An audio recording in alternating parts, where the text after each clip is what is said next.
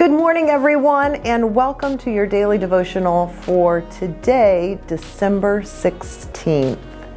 My name is Pastor Carmen, and I am the Associate Pastor here at Roberts Park United Methodist Church, and it is my pleasure to bring you our question of the day, which is God my glory, my delight, and my source of joy?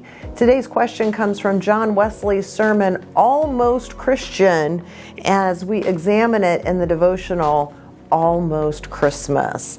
Today's response is inspired by Reverend James A. Harnish.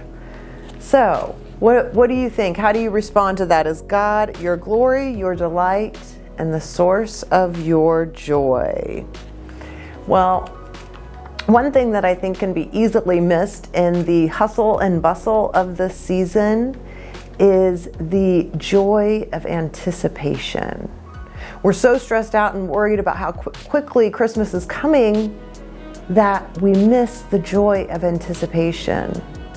The joy that comes from finding the perfect gift to be able to give your friend or loved one and seeing the look on their face when they open it. This one especially near and dear to my heart because gifts are part of my love language. Not receiving, but giving.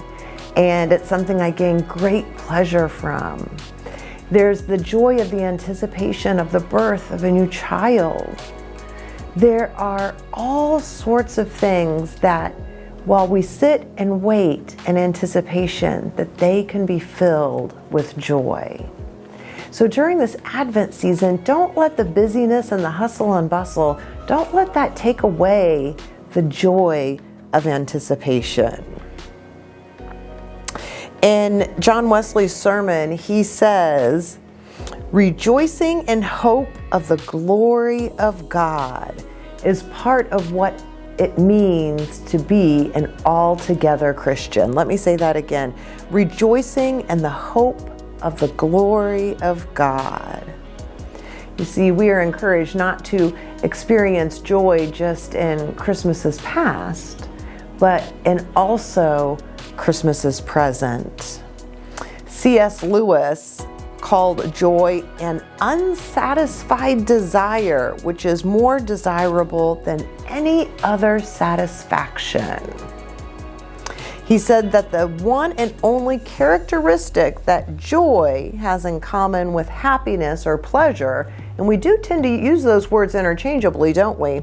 He says the only difference between the two is that anyone who has experienced joy will want it again and again.